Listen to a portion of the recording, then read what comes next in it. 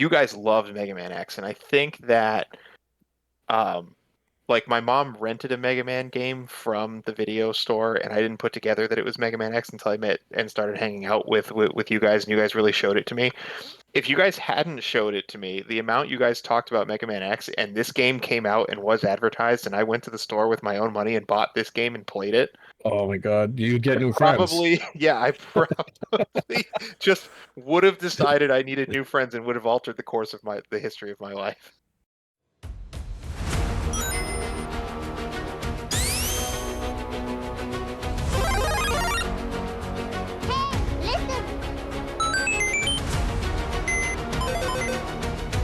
Die, monster! You don't belong in this world!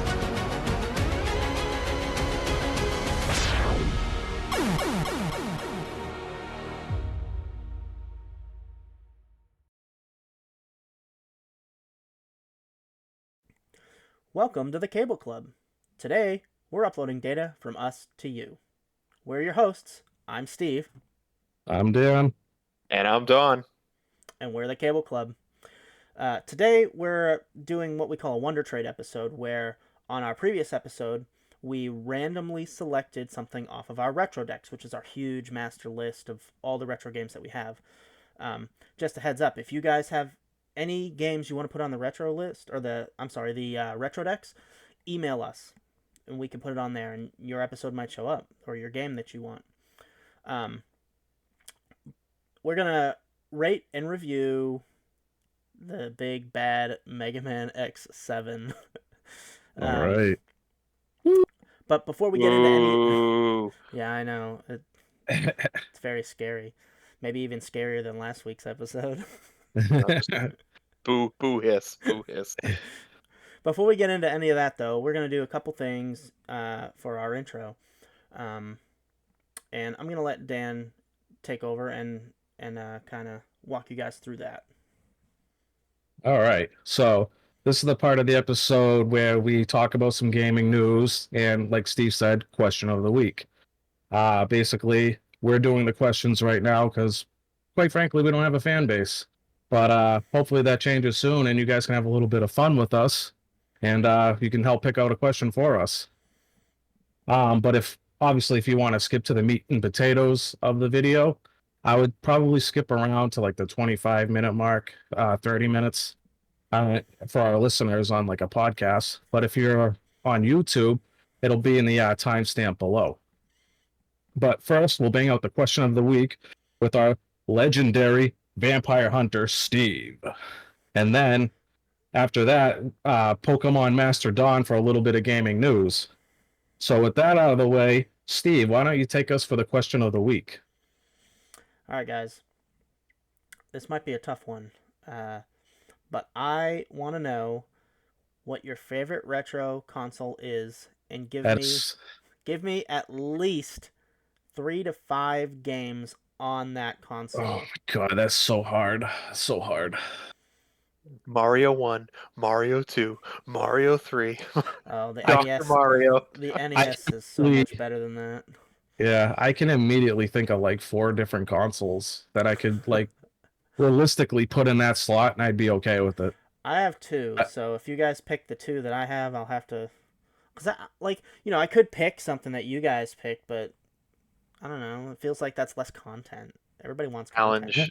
Challenge accepted. All right. PS2, hands down. I know that the last couple episodes I've droned on a little bit about the Genesis. I do love the Genesis, but I'm pretty convinced that the PlayStation 2 is the best system ever made, and 5 games for it. I mean, you got your Kingdom Hearts, you got your Final Fantasy X, you have your Mega Man X8 is also really great. You have, I don't know, there's just so many games, right? Like I'm thinking of like Devil May Cry, and maybe I'm treating this like a top 5 list, and it's really not. Well, it doesn't have to be But the top 5 games, just games that Yeah. you love on it, you know. yeah, I mean, there's just so many over the years, and that system has a really big library. I know there's a lot of junk on it, but I think every system kind of has its junk. But I just think Sony really hit its stride with the PlayStation 2. And I think Yeah. some might even argue that some of the later consoles kind of like didn't measure up as well. No, our You know, development times take so much longer now, so like, they can't pump the games out as quickly as they used to. No, they really can't.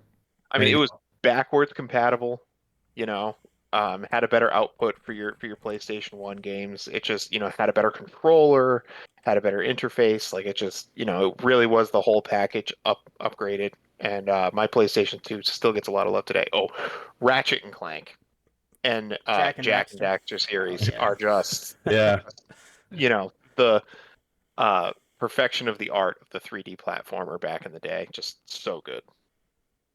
That's nice. respectable. How about you, Dan? So I think I'm actually gonna downgrade and go with the regular PlayStation because you got Mega Man Legends. I know it was on the 64, like Mega Man Legends 64, but it was also on PlayStation, and then you got Mega Man Legends 2. And as a kid, though, I love those games to death. Like I would go to school and like actually doodle like Mega Man Legends stuff in my notebooks because I Yeah. was like so obsessed with it. Uh you got the X games, obviously. If you haven't figured it out, I'm a huge Mega Man fan, as you can see. You got Final Fantasy VII. Legend of Dragoon was an awesome RPG. Yeah. The PlayStation Um, was like an yeah, RPGs, like, man, the golden era for Square and everything. Like, if you wanted RPGs, that was the system to get. And the yeah. PS2 had them too, but like, I remember having fun with Twisted Metal as a kid. Twisted Metal 2 to be exact. Uh, yeah, yeah, it's just I don't know. For me as a kid, that system just brought out a lot. But again, like I could have picked like Super Nintendo, GameCube, 64, and I still would have been okay with it. It's like you said, it's a tough question to like pick one. But I think PlayStation had like the most iconic for me as a kid. If I could like bounce back on that too, I think one of the most remarkable things about the PlayStation 2 was that it took a lot of the IPs that were on the regular PlayStation and kind of brought them into the new era. It's kind of interesting. They did like a Nintendo-y kind of thing. You just yeah. mentioned Twisted Metal, and I'm thinking of the PlayStation 2 title as well. Yeah, yeah, Twisted Metal Black. Hmm. Yeah, I remember that was one of the first games that I'd played on the PS2. Um, it was pretty crazy. yeah. No, I love the PlayStation, but again, they're all good. What about you, Steve? Yeah. What console did you pick? So I had a tough decision to make after thinking about the question of the week because I wanted to pick the Super Nintendo, but I ended up going with the N64. And the main reasons that I did is because of how much I love Banjo Kazooie, Super Mario 64, Paper Mario, Diddy Kong Racing, Donkey Kong 64, Banjo Tooie, Majora's Mask, Star Fox 64. Like it, I just had so much fun as a kid playing the 64. Um, I got that for my birthday. Um, I was like, Nintendo 64. yeah, it wasn't for Christmas. I wasn't the N64 kid, but you know, I might as well have been. I put so many hours in Banjo and Kazooie. Man, it's one of my favorites. Um, but yeah, I that still that's gotta play probably that, it. man. I know you've talked about how good Banjo and Kazooie are. I still gotta play it. In You my were- opinion, it's the epitome of 3D collectathon masterpiece. It's Yeah, the perfect length. It features like a bunch of different like biome level type levels. It's not too difficult, it's not too easy. Like, everybody likes to point at Donkey Kong 64, and that is a great game, but it's too long. I love Donkey Kong It's 64. too much. I wish it had more levels. No, I'm out, dude. No, Banjo Kazooie is like the perfect length. If they gave you the option to hook up a second N64 to extend the length of Donkey Kong 64, I would have bought a second N64 back in the day in order to do that. And the collectibles in that game get redundant. I'm sorry, it's too much for me. They get bananas, one might say. Bananas. Well, with that wrapped up, I'm gonna push it over towards Don for some gaming news. Yeah, so obviously we're a new podcast, so we're picking our own questions of the week right now, and Dan mentioned it a little bit before, but please absolutely write us in at the Cable Club Podcast at gmail.com, spelled exactly how it sounds, and give us your question of the week. It can really be about anything, even if it's not gaming related, almost anything. I don't think we're going to answer absolutely everything. But yeah, please absolutely do that. I speak for all three of us when I say that we started this podcast to really kind of find people to interact with about gaming and our favorite old-timey retro titles. So yeah, without further ado, I'm going to move over to the news.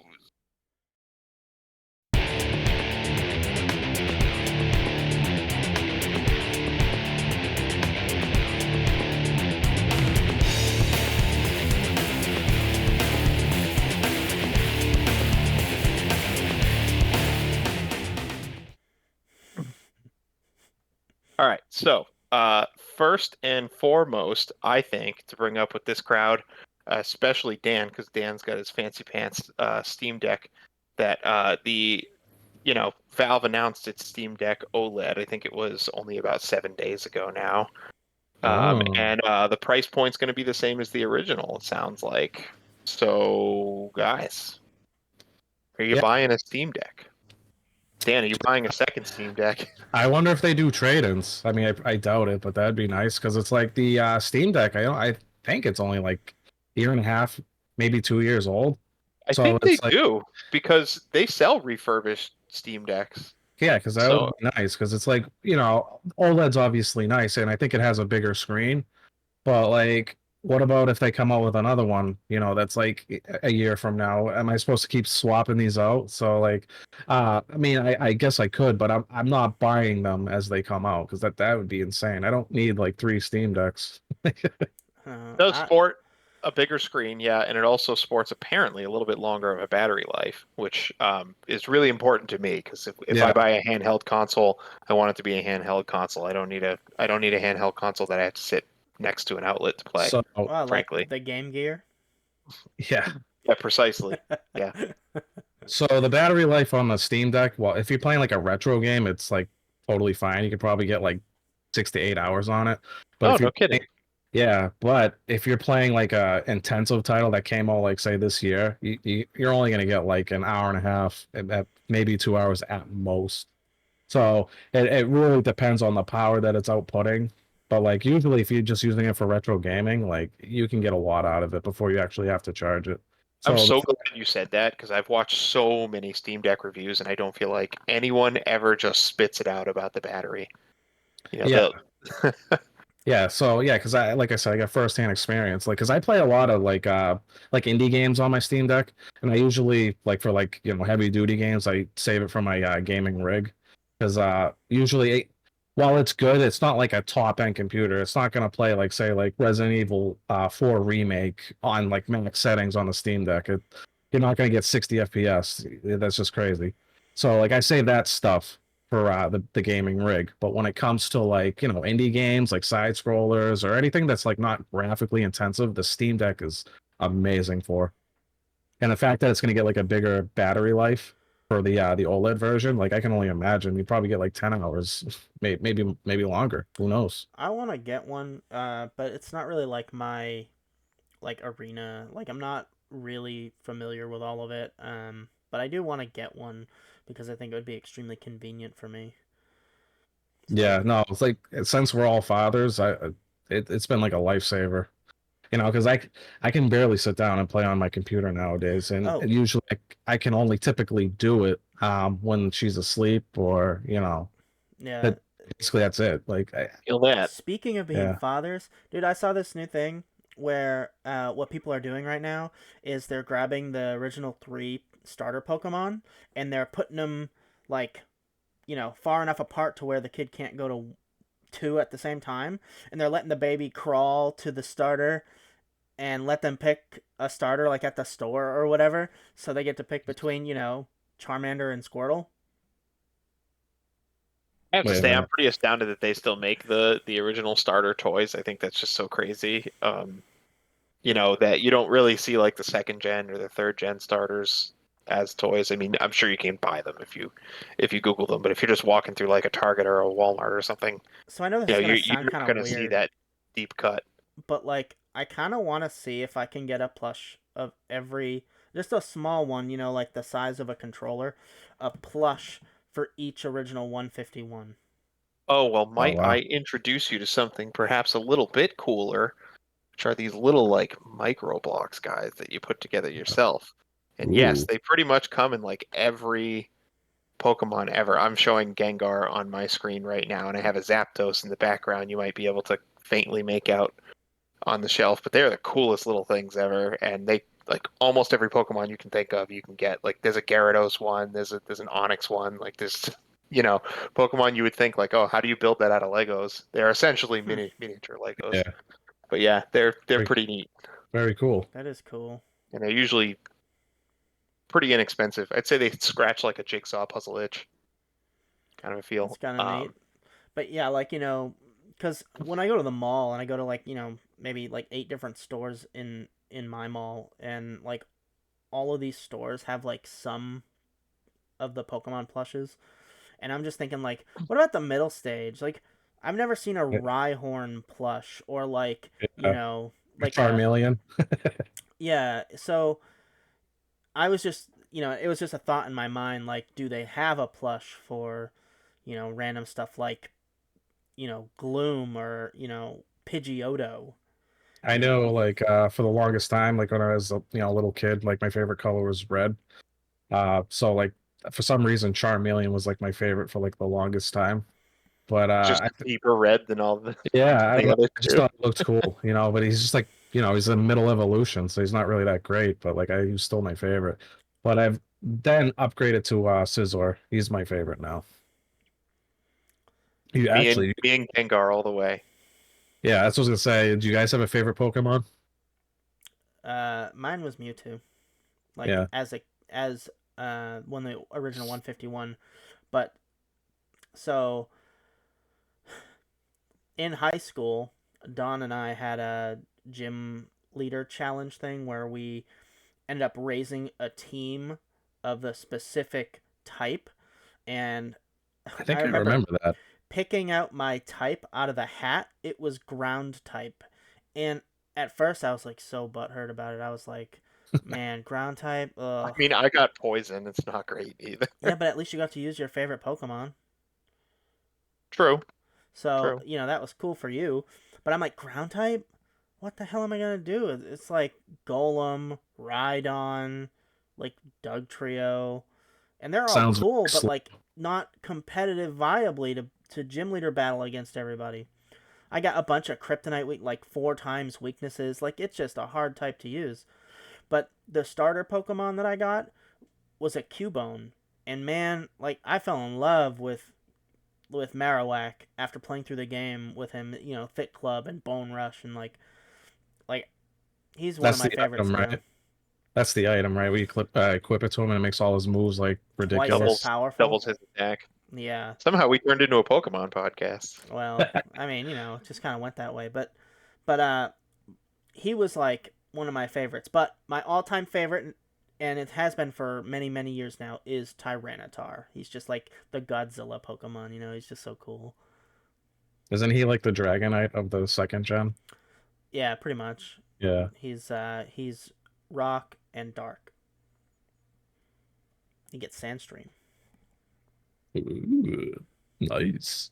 I mean, I guess our entire podcast is Pokemon themed, really. So extra points to any listeners that get the reference of the Cable Club. The second bit of news that I have, it seems to be the only other interesting thing going on, is the Legend of Zelda movie that kind of officially got announced. And, I kind of passed by an article where they were floating the ideas of which actors would play the characters. And, I thought I might ask you guys what actors you could see playing the characters, but instead I think I'd rather ask this, which is, do you guys think this movie should be live action or animated? I think, my personal opinion, I think animated is probably a better direction. My God, I'm 100% on board. Like you were like say like previous question, like I don't even know, to be honest with you, who I'd even pick. Link has such like a unique look that like I would have to like sit there and like think about it. I mean, Jason Momoa is obviously going to play Ganondorf, right? Probably. So I don't That's know a good the one. actor's name, but I remember. I think he plays the.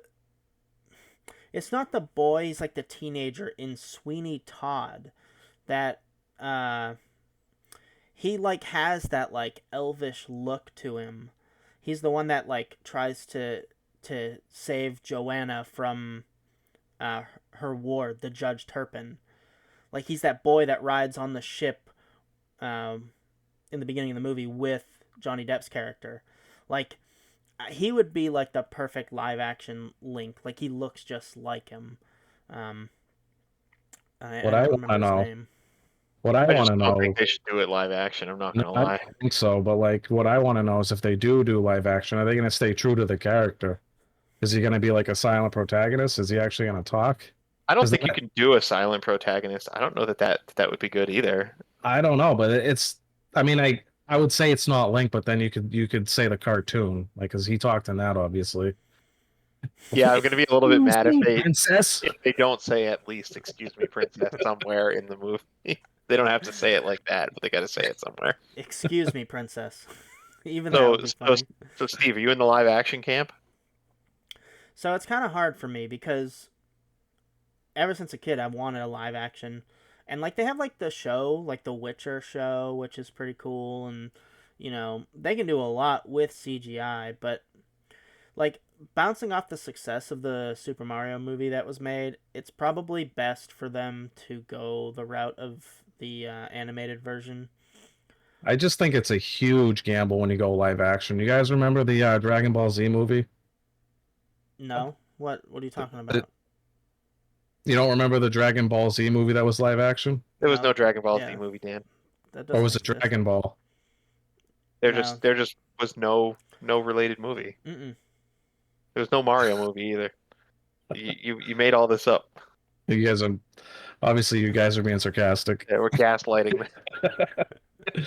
But like that's what I'm saying. It's like, what if it's another like garbage of like Dragon Ball Avatar: Z? The Last Airbender, boys. There you go. M. Night Shyamalan at his finest.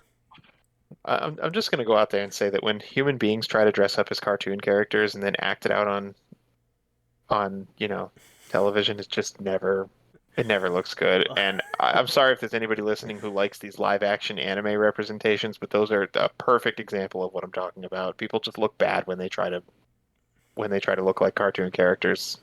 Well, I mean that's an opinion. Except Pedro Pascal, in that Mario Kart trailer, that fake SNL Mario Kart trailer. That was totally awesome. I would definitely watch that show. I don't know. Is it that much worse than like let's say they had the right director and they had somebody really good on the CGI. Look at the Marvel Cinematic Universe. Look at what they can do with CGI. It's Well, possible. Like, I and mean, those yeah, people are dressing up as cartoon characters too, but it's pretty cool. I don't think that it's yeah. out of the realm of possibility. No, I don't it's think not. Zelda reaches the level of realism that the comic books reach, though. Like, comic books are drawn, but I feel like they're always going for an element of realism in their character designs. I don't know. It could just be my Western Oh, bias I too. think I think it could work. It's just would be you need like you said you need like the right team to do it because yeah. it's like I'm gonna reference like the Dragon Ball Z movie again, but like you could tell like that CGI was just not that great and it showed. So like I feel like I said like previously, it's a gamble. Like if you don't have like the right team, it could flop. I feel like, and you can do anything animated pretty much. So it's definitely the safer route. The I other thing think about low animated, budget video games are like I think low budget video game movies are like done though. Like I actually think we're shifting here because there was a really nasty article that came out about the Marvel Cinematic Universe and just like the entire idea of superhero movies just overstaying their welcome, and perhaps we're like done with that era. And then you have like Sonic and Mario that had really successful movies, and now Sonic is going on to a third movie, and we know for sure that there's going to be a second Mario movie, that I think this might actually be the era of like video game movies. There might actually, you know, I could that see it. phenomenon might go on, and I think they're going to spend more money on it. I don't think it's going to be like a cheap get second stringer actors kind of a production. Yeah, you have to put the production value in to compete with some of the stuff that's coming out nowadays. It's just nobody's gonna go and see you at the theater when they have better options. So you have to kind of be on their level. Yeah, I would I definitely agree. watch a Metroid movie. Oh, Absolutely. that'd be sweet. 100%. That would be They have really to good. make it like That's PG-13. that's like the kind of stuff that I'm waiting for. What I was gonna Yeah. say about the animated approach though is the best part about that is that you can do as many sequels and as many spin-offs and as many things as you want without having to stress over like actors and actresses like availability, right? You don't have to sign people on for huge contracts because I'm sure that there's plenty of voice actors that could, for example, imitate Chris Pratt's Super Mario voice. Like Or I close to it. yeah, and you don't have to push so hard with like filming regimens, and you can reuse tons of assets, and like doing the animated one just seems like a better route, and it kind of more fits the way the games look on the screen too, because graphics are updating every year in video games, so like it's more relatable in that way by doing the animated version um, you know right next to the video games that are being released. So it's probably just better almost in every facet to do the animated route. Yeah, and kind of what you said too about games catching up to the computer animation that we've been long accustomed to in movies, right? Like how much better looking were the graphics in Toy Story than the games at the time, and for how long, right? Like even the game that we're about to discuss, Mega Man X7, is computer generated graphics, but at the time, movies that were coming out definitely had looked way better that were in that same kind of arena. Yeah. Which is Yeah. the perfect segue because here it is. Drum roll. We're going to get into our game talk.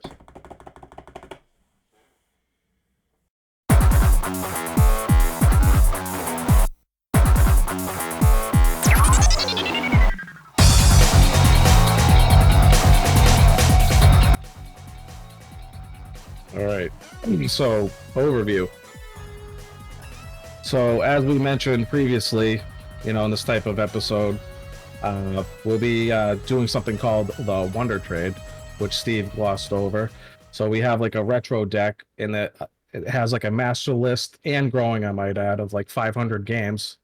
And then it gets randomly picked from that list.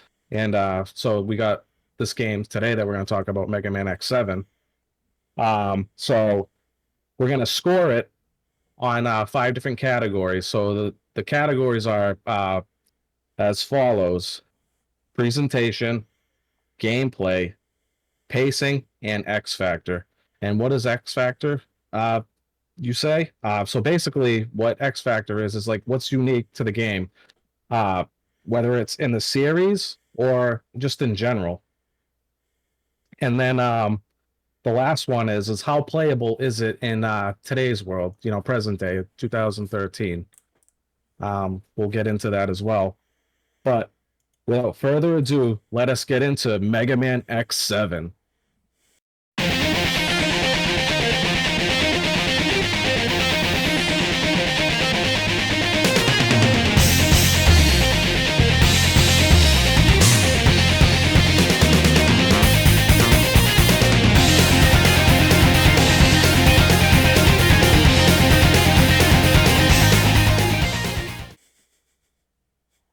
Let's not.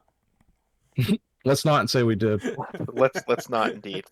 So I'm going to give you a quick overview of the game before we get into our categories. And so Mega Man X7 is a Mega Man X game. And they're designed to be Mega Man, but for big boys. However, I would generally argue that classic Mega Man tends to be harder than the X series. I don't know if you guys kind of...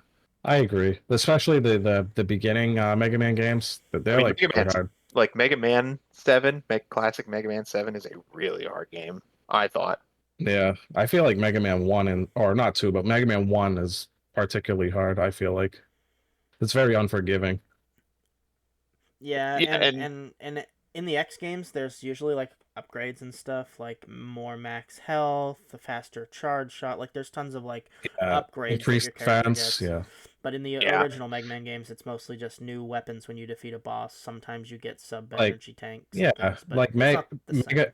Mega Man games have always been like snowbally, but like Mega Man X, like especially, because not only do you have the weakness, but you got armors on top of it. Like, so yeah. you end up by the time you like fully upgraded, it's like you end up stomping everything for the most But yeah, part. Yeah, Mega Man X games are kind of a fleshed out experience of the normal Mega Man games. There's oftentimes more collectibles, right? Or the levels are a little bit faster paced. There's just some other elements in the game, whether you prefer one or the other, is definitely up for debate. But Mega Man X7, the Mega Man X series were also side scrollers, but Mega Man X7 was supposed to be the first foray into 3D. And honestly, it's one whole console generation late. We're talking about the PlayStation 2 here. By this time, most franchises had tried a jump, and in this context, I'm using the word franchise to describe Mega Man X, not Mega Man, because we all know about Mega Man um, Legends, right? But like Mario's mainline titles were suddenly 3D. Zelda's mainline titles were suddenly 3D, right? So, Mega Man X just stayed 2D throughout the whole PlayStation 1 era. This is when they tried to give it a go. yeah. Hey Don, um, you should hit play on your video. Oh, yeah. Let's go ahead and get you some delicious gameplay footage here. All right. So, this game, the history of its development is that, after Mega Man X5, there was like this big crunch period, right, where you had Mega Man 4, sorry, Mega Man X4, and that was really supposed to be like the lead up to the climax of the series, Mega Man X5. And my understanding is either the budget or the time got slashed between X4 and 5, and it really just kind of turned into a nightmare. X5 was supposed to have full anime cutscenes the way that X4 did, right? So between X5 and 6, some of the key players in the Mega Man X project got like moved to other projects, right? And you had who was left, and I'm not trying to knock anybody individually here. Basically, you had less familiar hands with it. So Mega Man X6, I think most people, maybe not us, consider to be a complete disaster of a game, but we're very Mega Man biased. And then you have Mega Man 7, which is like really when they crap their pants completely. And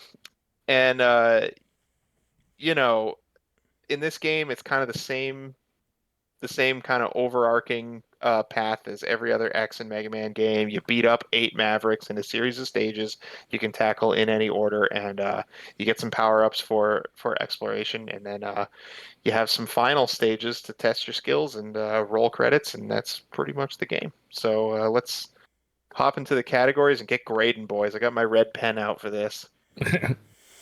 Big red Sharpie. All right, so I'll take us off with the gameplay. I'm going to talk a little bit about the story. I'm not going to go like crazy deep into it, but I'll dabble on it.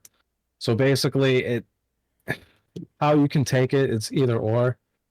So basically, like with at the end of X6, Zero was supposed to be in like a chronic sleep, and that's what like opened up like the Mega Man Zero series.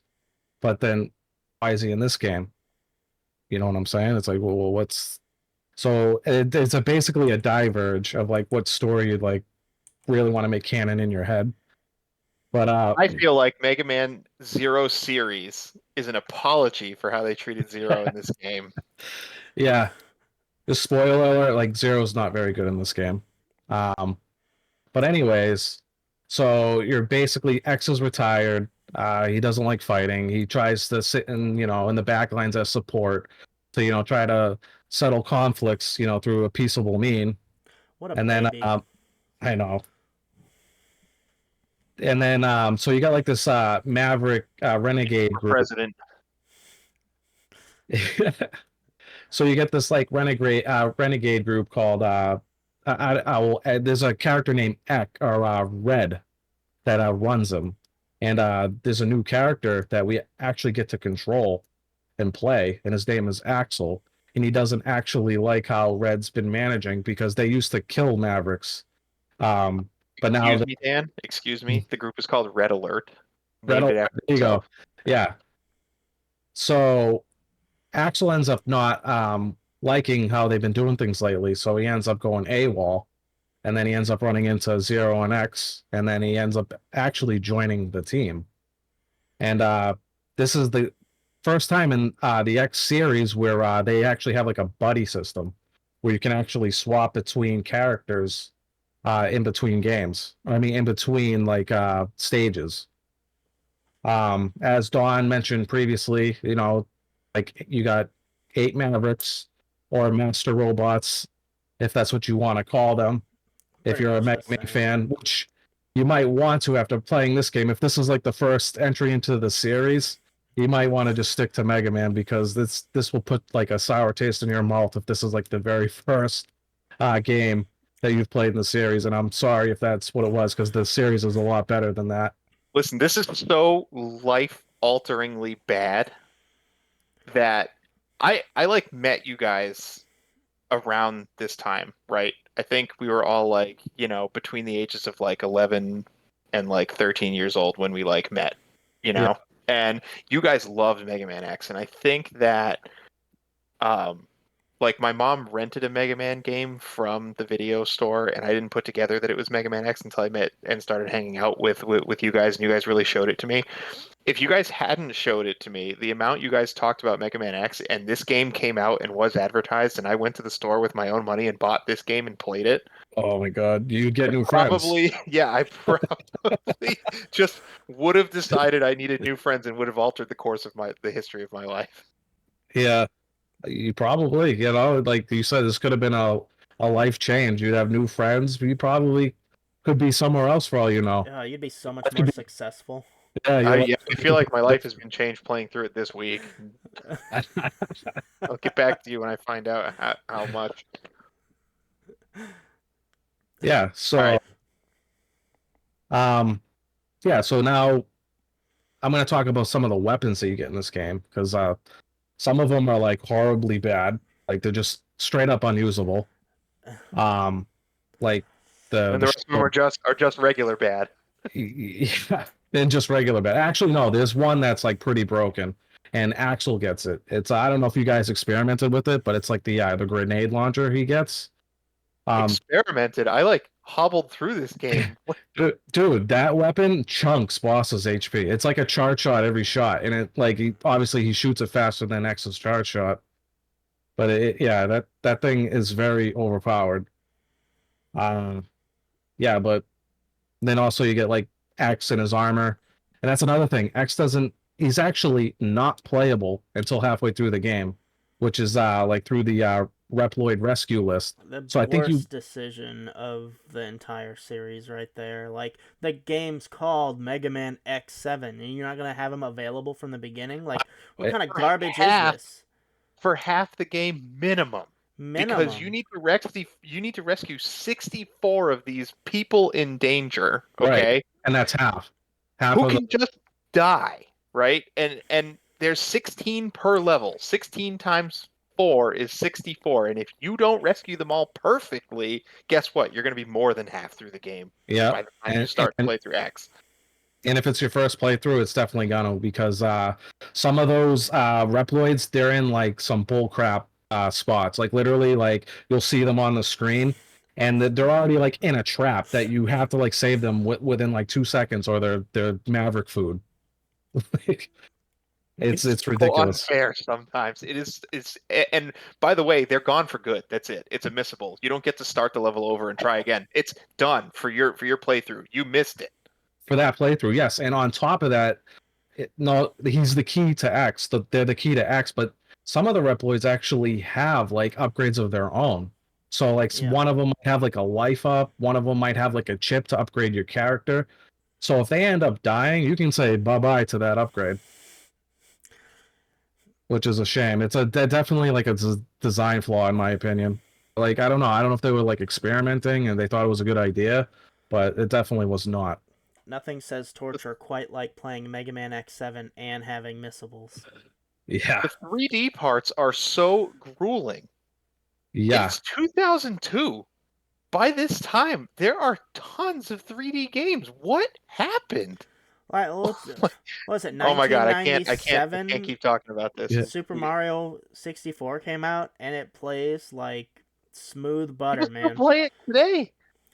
I don't know. I think they got lost in transition somewhere where it's like they tried so hard to keep the regular formula, but also Dude, tried to make it 3D and you then can't they even like climb walls in the 3D mode. yeah, no, it's garbage. Yeah, it's very unresponsive in the 3D mode. Yes, you can. Barely.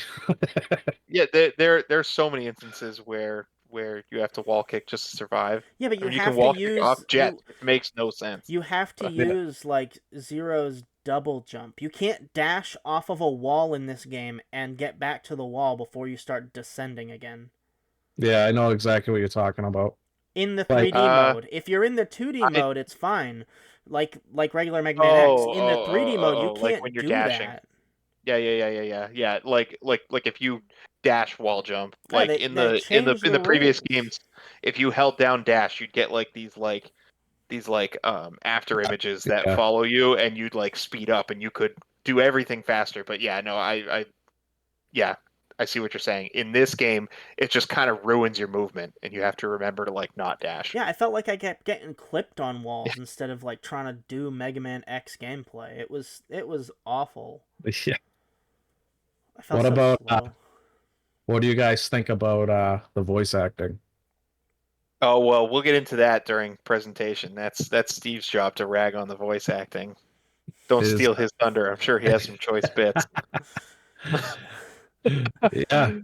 But yeah, let's just rate this because I'm getting heated. All right, so I'll go first, I guess. So for gameplay, it, honestly, even the 2D parts, like yes, it is like an X game, but even still, it feels janky. And the 3D is just even worse. It's like an abomination of a Mega Man X game. So as far as for gameplay is concerned, I'm gonna give it a 2 out of 10. Um, well, it, in my opinion, unfortunately for this game, it lacks a ton of the substance that I wanted from the Mega Man X series. I'm a longtime player of it, just like Dan is and Don is, and it's just like, you know, it, the way that the characters play is just slow and awful, and it's not fun. It's playable. I beat it. Like, Well, there's not a lot of soft locks. yeah. But it wasn't that. It was not fun. I gave it a 3 out of 10. I didn't have fun. All right, and especially if like Zero is like one of your favorite characters, it's like he's just so awful to play in this. It's a Yeah, shame. eh, like there's some really bad gameplay decisions that they made. It is my least favorite Mega Man game that I've ever played. In Oh, gameplay wise, it's not good. easily.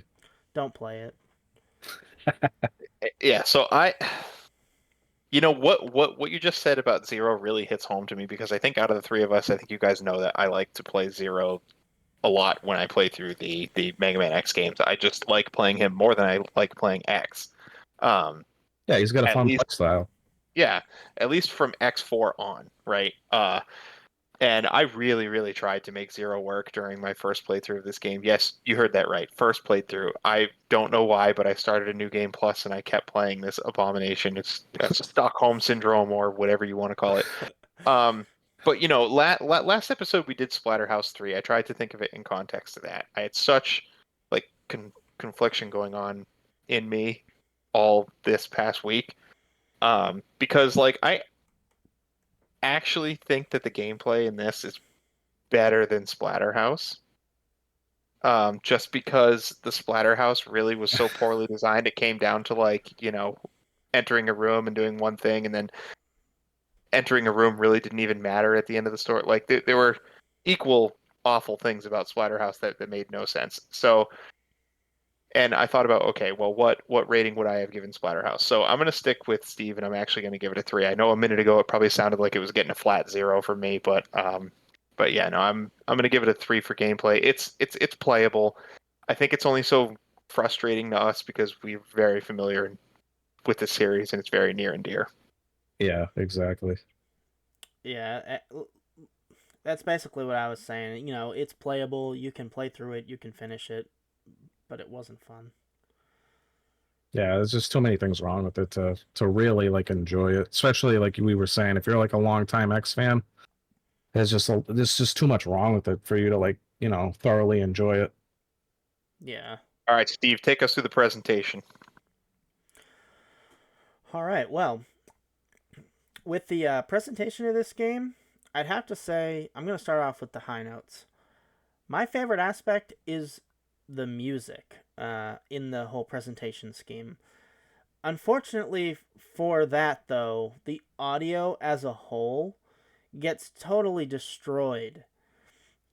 If anybody who hasn't played this game uh, wants to know how I feel about the voice acting in this game, I'm going to put a clip in after I edit this so that you guys can hear it. It's really something you can't understand unless you hear it. It's It's like, like what word can I use? Abrasive? Like, kind of it's Resident Evil 1 bad, like voice It's acting. worse than that. yeah, it's Yeah, worse. Like, it's yeah. And grating to your ear. that's that's saying something. Dude, it's so bad. Like, It was there was like this period of time with voice acting where they felt like every time a character moved, they should make a noise. And that's kind of what's going on here, except each character only has like 3 noises native to them. And they overlap. Like the clip Yeah, doesn't they like like overlap.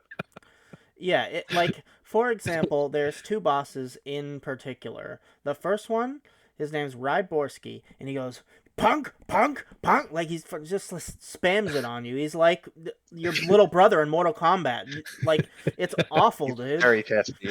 Very And then testy. you have Alia, who's in the X series. She's like, your comms person. She's, the woman on the other line telling you how to accomplish your mission.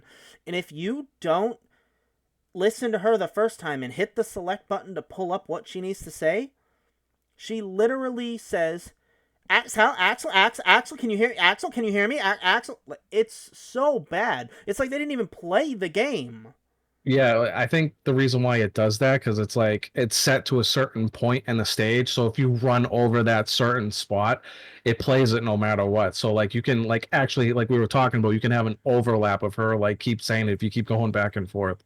Yeah, and sometimes it's near an enemy that like shoots at you, so you might go forward over the space, but then you might have to backtrack to like get away from the shot, and it'll like reset the audio, and if you overshoot it, it'll do it again. Like, yeah, it's Yeah, so it's like you want to just hit like select, even though if you already know what she's gonna say, you just want to get it out of the way because it's just annoying. guys, I get it now. This was Mega Man's first foray into 3D and comedy. Well, it missed the mark on both of those. So, and the last voice acting thing that I want to point out, and I don't even think I should do it. I don't even think I should say No, it. save it for the bumper. I'm gonna put it in the bumper, and you're all gonna hear exactly what we heard.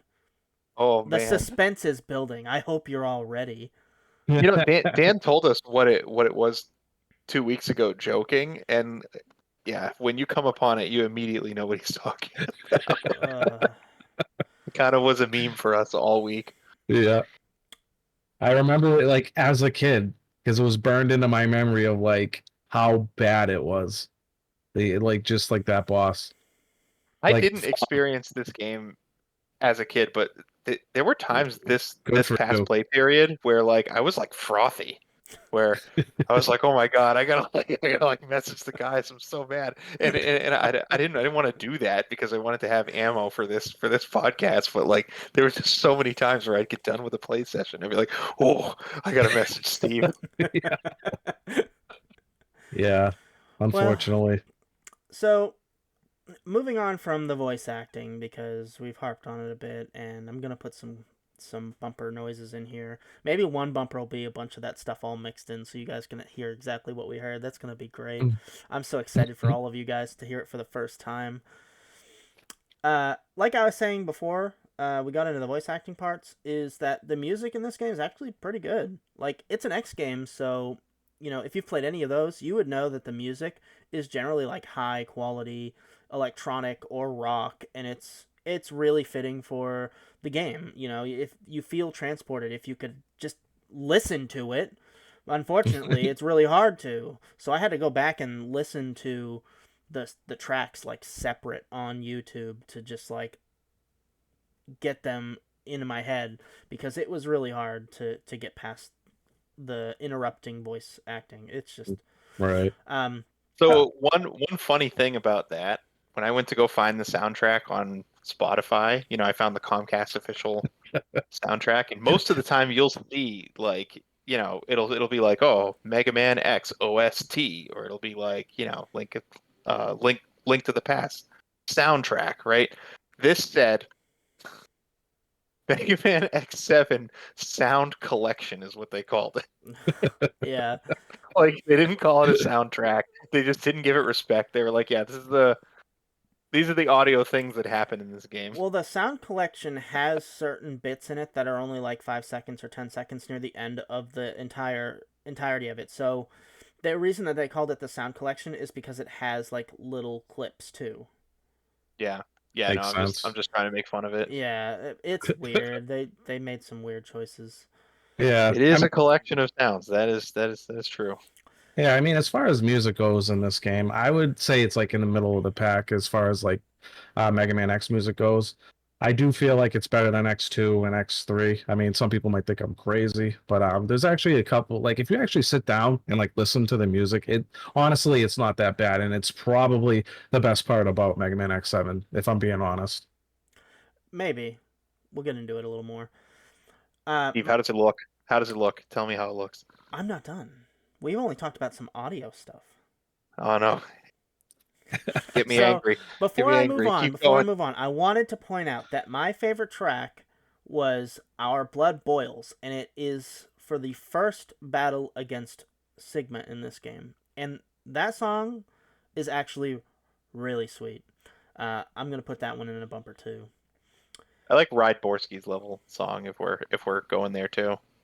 Yeah, no, most of the stages had good music. There was like maybe one that I wasn't a fan of, and I don't remember which stage it was, but most of the stages had good music. So, you know, if only you could hear it. Now onto the graphics within our presentation block. Unfortunately, this title, in my opinion, is like a complete step down. I really, really, really like that like cartoon aspect that X4, 5, and 6 had. I feel like this is like a crappy N64 game. And it's Well, on the PS2. It's wild. yeah, they have like an anime look. Wind Waker came out months later, just to kind of, so you know, I bring up Wind Waker because it's cell shaded, basically. Yeah, this way what like this game is too. Dude, people like crapped all over cell shading, but it aged the best. Yeah, I mean, games are still doing it nowadays. Like look at Tears of the Kingdom, Breath of the Wild. Well, like the old X games had that nice and gritty feeling, deep colors, really cool animations, all kinds of stuff like that. This, it just felt like a really hodgepodge, like literally it was like playing Quest 64. It was like it was like highly polygonal. It was like it wasn't smooth. It just didn't feel good. It didn't look good. Yeah. It's And then like like way the muted too. Like the color schemes are muted. Everything is just weak.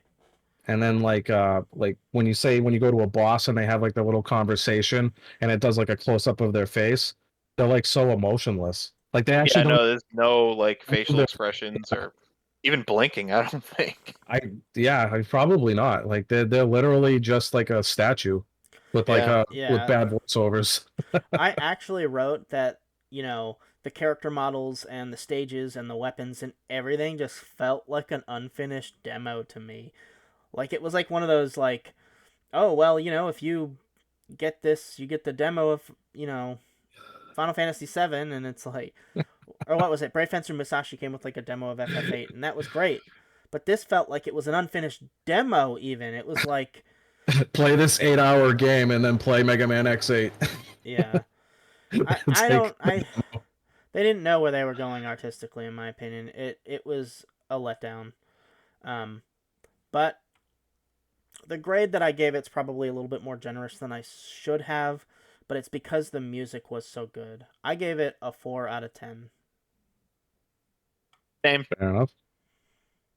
4 out of 10. I actually gave it a 5 out of 10, and it's as you said, the music is carrying it hard.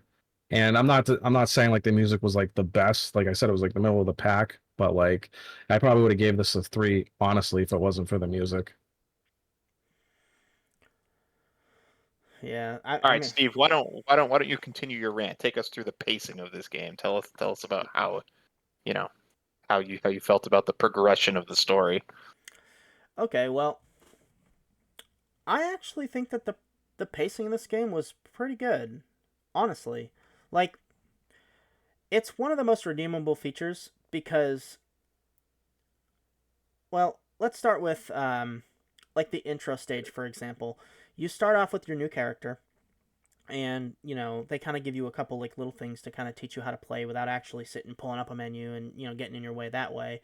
You kind of learn how to control Axel right in the beginning, and then that goes immediately into playing as Zero, and there's a couple little things in there kind of get you a little bit more familiar with the 3D aspect, because when you play Axel, first you get like a 2D, like the old X games, and then it goes to a 3D section. But then when it goes to Zero, it's a 3D section again. So it gets you, acclimated to the game a little bit there, and that was pretty good. Um, for a first level, kind of getting used to it. Um, After that, they have cutscenes in between each of the levels, so they fill out the story a little bit. Even if it's not good, they tried to push it in a way that like you get a little bit every time you finish a new level.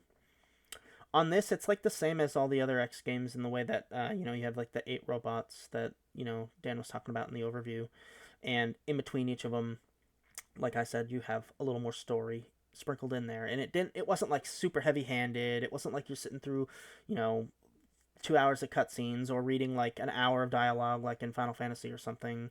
They kept it brief, but kept it a little bit informative, and you could feel some of the emotions, even if the voice acting wasn't great.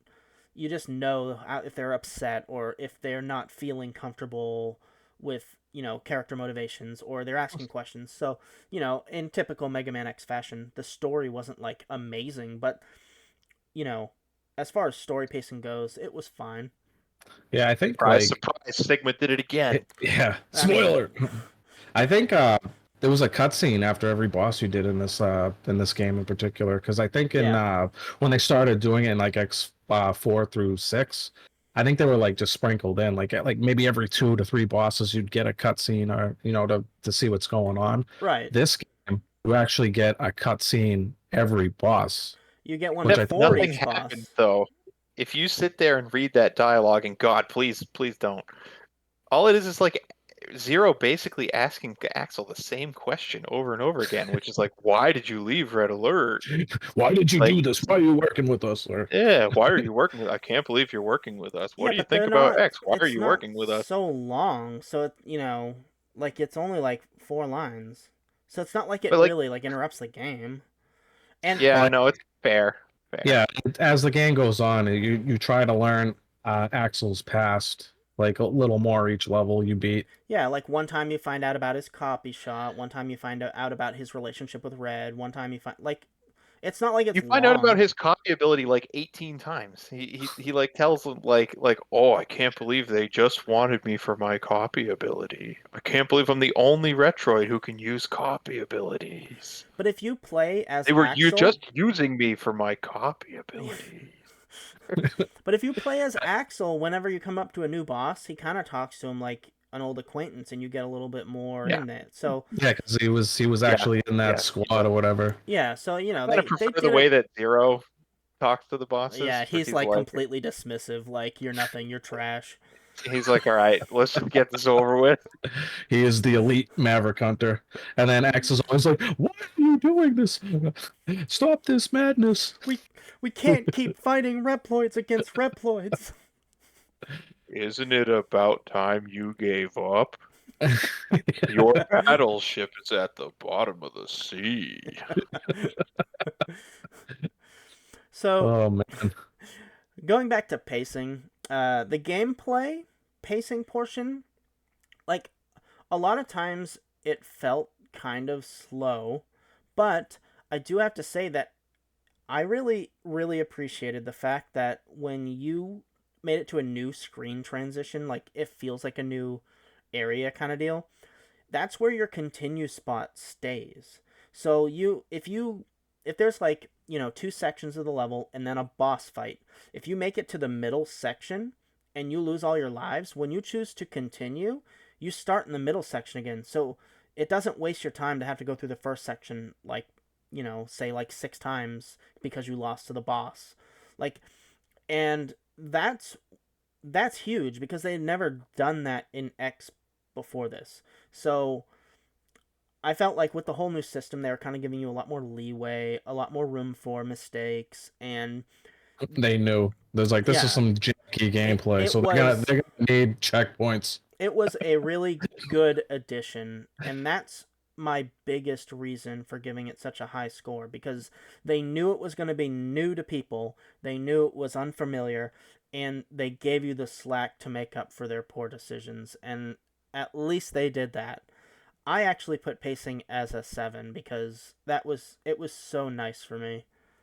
I did not expect to see any grade in this game higher than a 5. Yeah, same. I think the pacing was good. All right, It Dan, what are didn't you giving it for overstay its pacing? welcome either. So I gave it, like you said, I gave it a 5. It acts like a Mega Man game. You go to the Maverick Hunters, get their abilities. But for me, it's like some of the weapons that you get are, to me, feel like it's actually worse than your starting weapon, Yeah. than the actual weakness.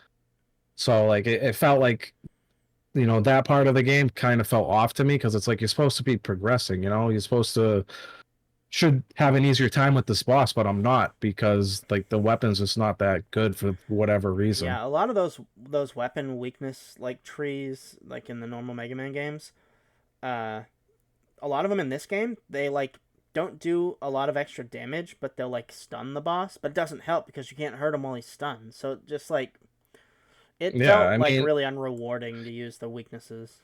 yeah, it's like it was like a negligible upgrade at best.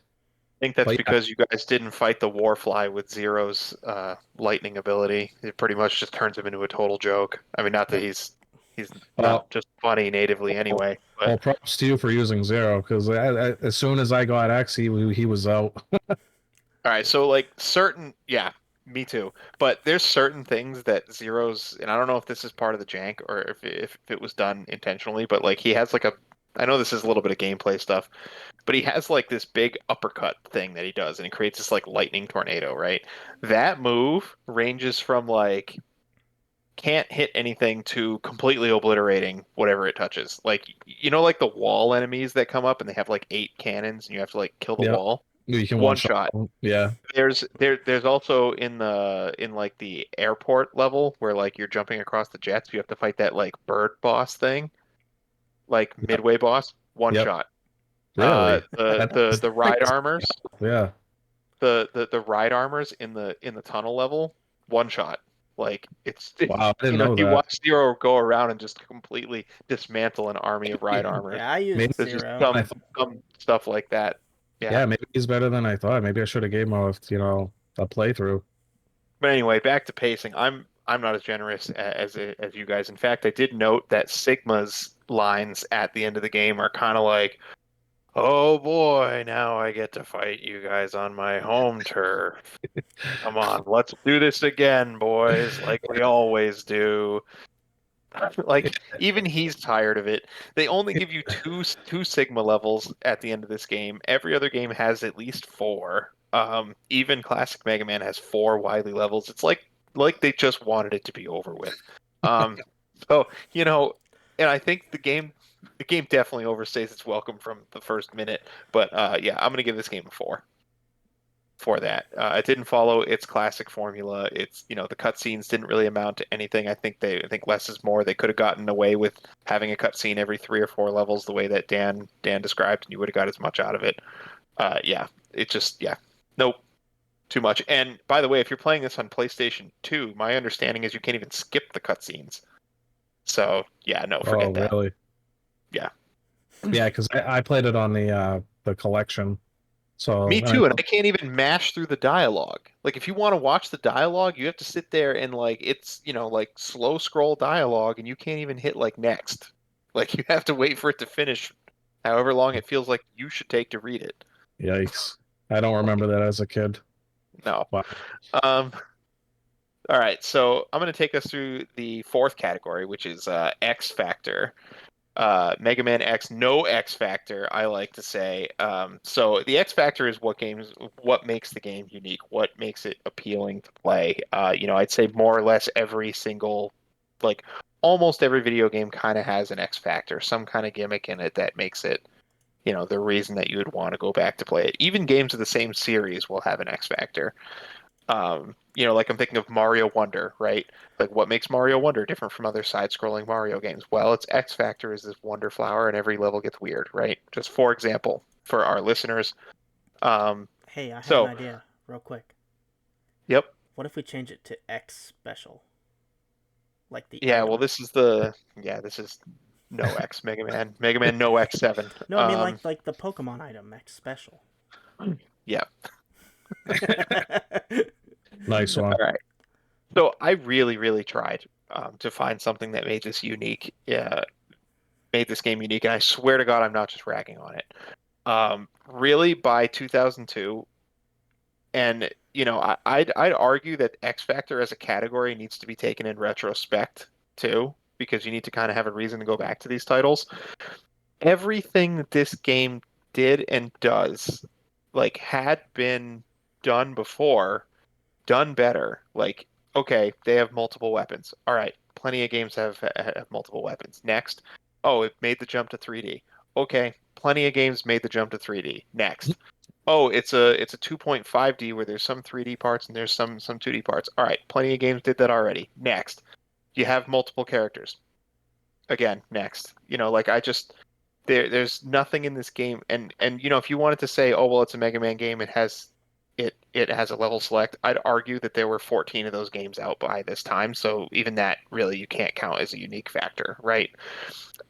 They're just really there's just really nothing that sets this game apart, and I think that's really what makes it, you know, the slog that it ends up being. So for X, you know, I don't know if you guys have any thoughts there, but for my own personal grade for X Factor, I'm just going to go ahead and spoil it. I can't give it more than a 1 because I personally don't see anything that's unique about this game.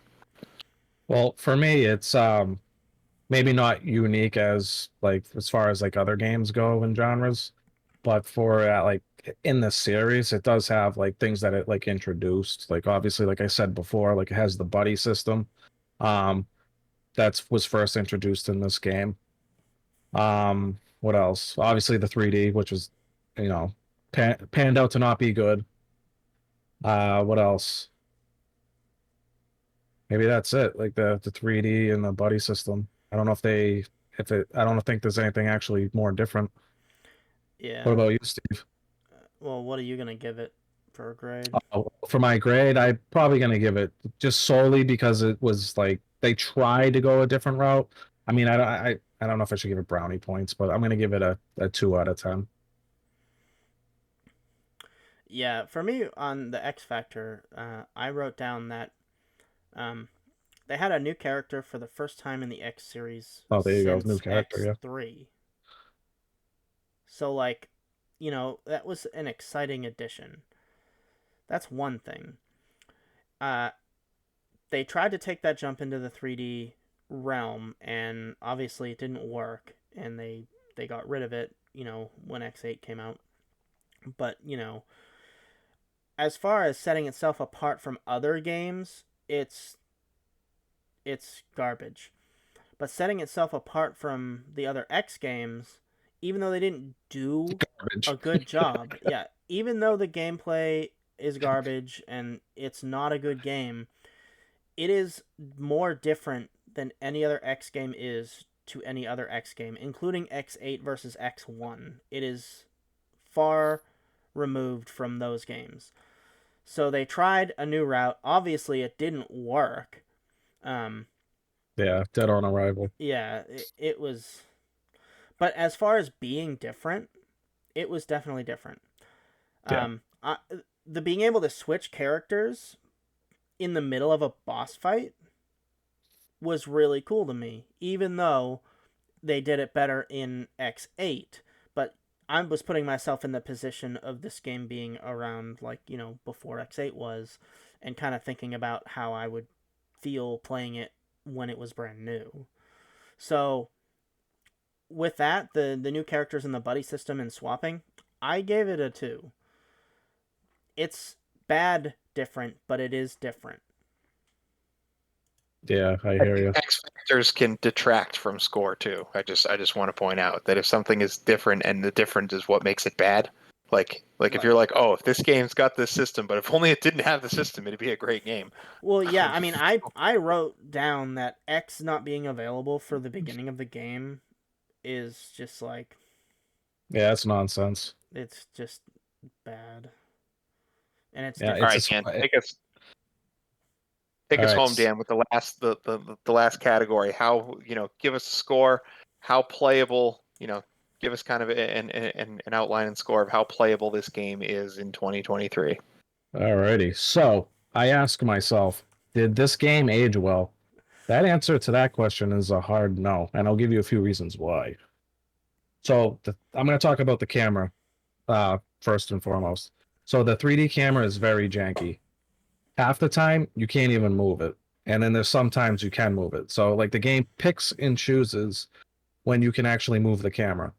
And there's some instances in the game where like I want to pan the camera, there would have been a perfect spot for it, but you can't.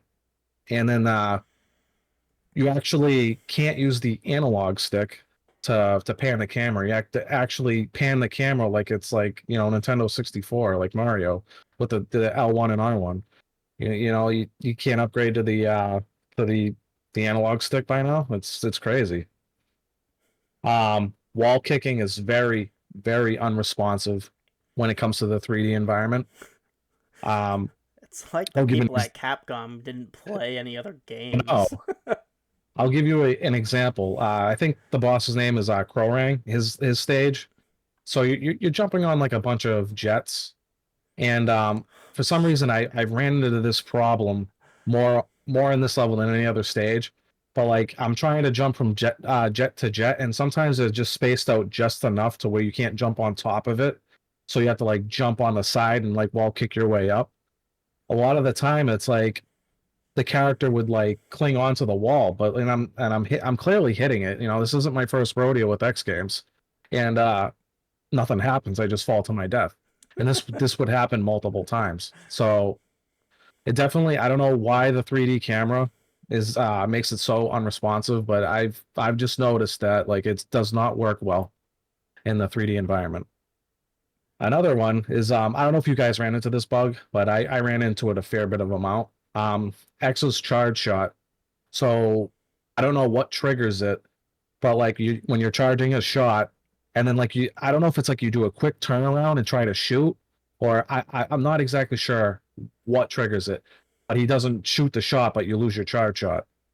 And this He happened just drops it. I don't know why. multiple times, and I tried to replicate it, and I don't know how it happens, but I always get it It a only lot. happens when you're into the game. I know. My next point is zero is just hot garbage. I feel like if you're gonna add like a 3D environment to a game, all the enemies can't have super armor if you're in melee range. Like, come on, they need to flinch. Like you should be rewarded for getting in close. His So, melee range is so much closer than it should be too. It's so ridiculous. It's like no enemy flinches in this game, so it's like you can't really like use Zero's supposed to be a combo character. So like a lot of the time it's like once you get that hit in, you can finish the string. Or But do it like they did in X8, like they learned their lesson. In X8, it's like some enemies have the super armor, but when you do the 1, 2, and then the third one, they get stunned. yeah, like I said, all enemies in this have like super armor, so it's really hard to get anything done as Zero. Some And bosses are not even fightable as Zero. yeah, Like the Tunyon. You you can get like his first phase done if you have a particular weapon, but like you can't damage him. I was like on him slashing him and it doesn't damage Yeah, him because even you when he have to doesn't have hit his little him. petals. Yeah, you have to hit him when when it's because he shield, spins, and yeah, there's like an opening when he's spinning that you can see him, and that's when you have to hit. yeah, he's like an onion shell, and like when he has to like Yeah, he's guarded that Right, around shell. all but sides except one. so I did that and you can't hit him still. Like you see the slashing animation, but you don't actually deal damage. You will if he's whipping you, like if he throws his pedals out. But like if he's spinning, even when he doesn't have his little like layers, you can't damage him. It's crazy. It's part of the jank. Add it to the jank list. And like some moves I'm convinced you can't dodge without Zero too. So like there's the Stone Kong thing, where like he throws the big boulder that goes around in a circle. The double You jump's not can't high dodge enough. it. Oh No, no, Zero's double jump is the only thing that can dodge it, no, I think. you know Oh, how I you dodge dodged that. it. You know how you dodge that. So when he throws it, and like like he's like on that pillar, if you go Yeah. directly like parallel with him, they won't crush you.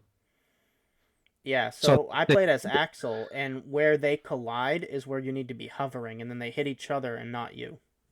Dude, I would never think to stand in the exact spot where they Yeah, anyway, I mean, we're kind of getting off on a tangent.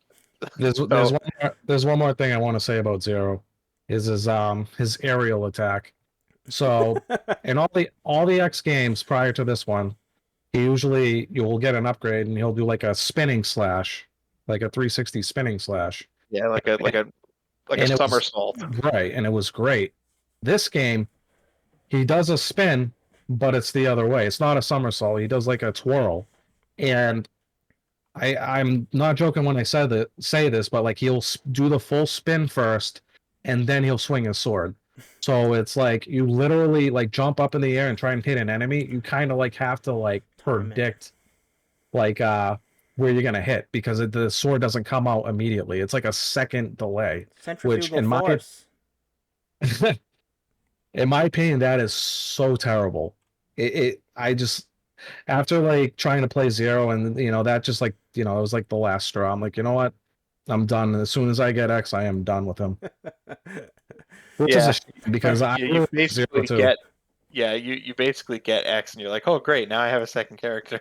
For Yeah. me, what I would do is I would start with Zero on the boss, and I would just hit it as much as I could until my HP was at a sliver, and then I'd swap to Axel and just fight the boss the rest of the way. Yeah, like Zero is like And then you realize that Final Sigma can only be hit with range.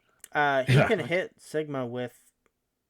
He has, if you hold the triangle button, he guards when you get the ability, and his green orbs, they'll hit you and bounce and hit him. So you can kill him as Zero. We'll just take a whole afternoon. You can probably Uh, kill him really good that way, actually. yeah, he does decent damage. You know what like destroys that form is when you use X's charge form of Warfly, the water ability that sprays like the water. It literally, I want to say it does like a quarter of its health every time you charge it. Yeah, Never actually. I Yeah. just bustered him to death. Yeah. it's absurdly broken for that form. All right. but- So what are you giving this game for a rating for playability in 2023? So playability for present day, I am gonna give a solid 1 out of 10. What about you, Steve? What do you got for us? So overall, the game is playable and finishable, even if it is the most miserable experience I've had in probably months. Um, there's just too many jarring gameplay choices for me. I can't recommend this to an X fan or a gamer like at all. The slowness of the characters, the uninspired gaming loops, like the poor design, it's basically useless special weapons, and they all just culminate into a terrible experience. It was a very, very big disappointment.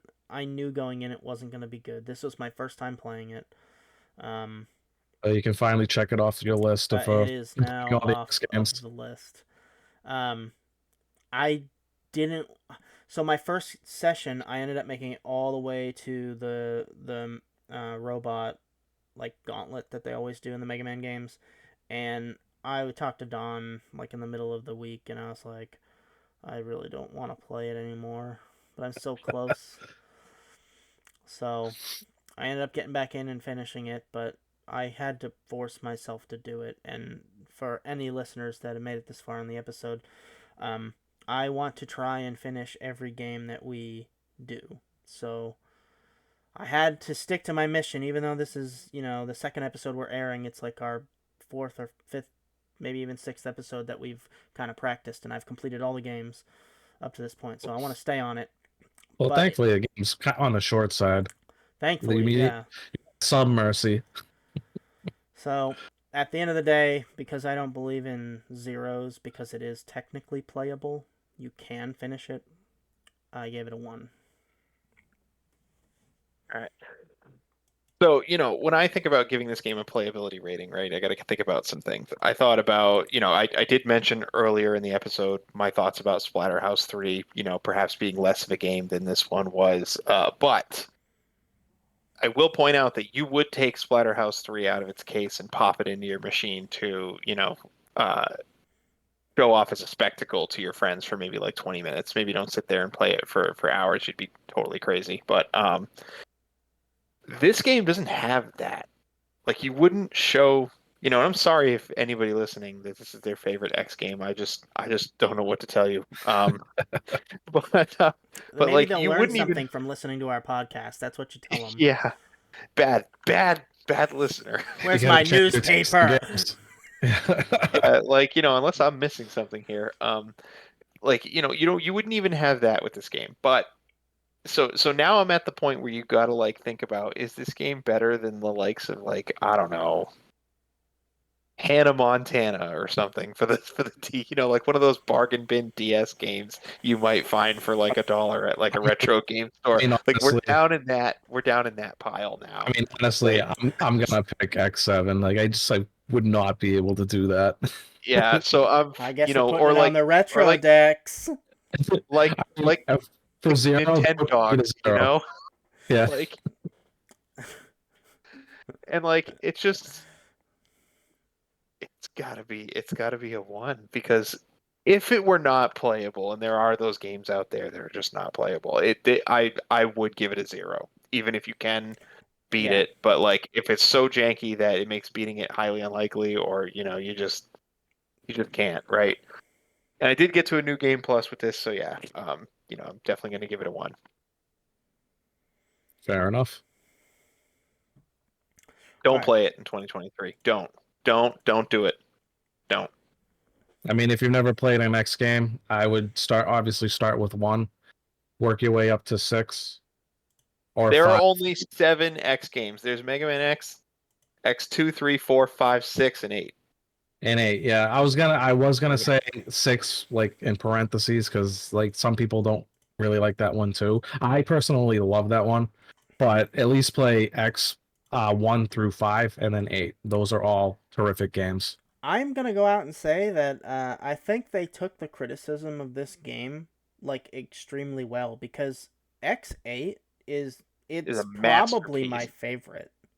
It's Yeah, excellent. they did an awesome job on 8. Yeah, like they learned their mistake, and then they stopped making them. So unfortunately, because I wonder if X7 had anything to do with that. They the last Mega Man X game was X7, and they weren't even bothered to play 8 because of how bad 7 was. I don't know that 8 sold all that well, but I haven't looked that up to back it up. I really don't think X games sell like crazy well to begin with. I mean, I know they got their like fan base, but it's not like a Call of Duty game or something. Well, they moved as I mentioned before, they moved people off of the Mega Man X project because after 5 and 6, it just wasn't bringing in Uh-oh. revenue, so they ended up spreading resources out. And that So I reminds me, think we were long into that by this point. yeah, and also reminds me like the main dude that I think his name was, I don't remember like his full name, but I know his name was like Inafune. He was like Yes, the that's main exactly Mega Man guy. who I'm talking about. Yeah.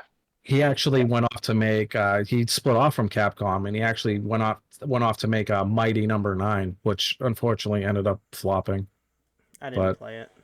yeah, apparently it's not very good. That's what I heard. So Steve, take us home. Tally this up. Tell us how we did score wise out of the max. Do you guys have your scores? Yep.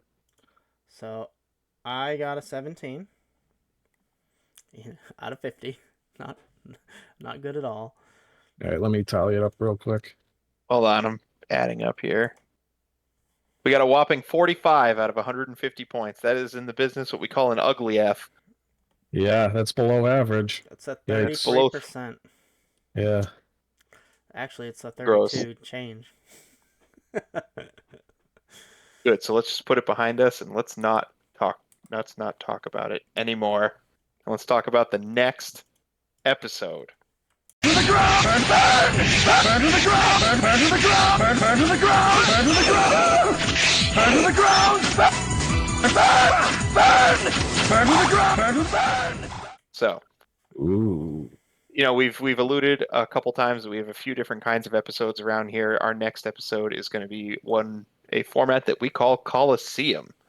And this is not our first Coliseum episode. We did one practice episode that we're still debating putting up on YouTube for everybody, where we did Lufia 2 versus Breath of Fire. And in these Coliseum episodes, we have two of us each take a game and try to one-up the other and try to tell us which game is better and why. And the third one of us gets to play judge. On that last episode, Dan was the judge. And I ended up winning that episode with my pick, Lufia 2, versus Steve's Breath of Fire. So, Breath of as Fire our 2, yeah, which is better than the first one. as our rules dictate, now I get to be the judge for this next episode. So, spoil me, boys. Tell me what games that you are going to bring against each other in the next episode.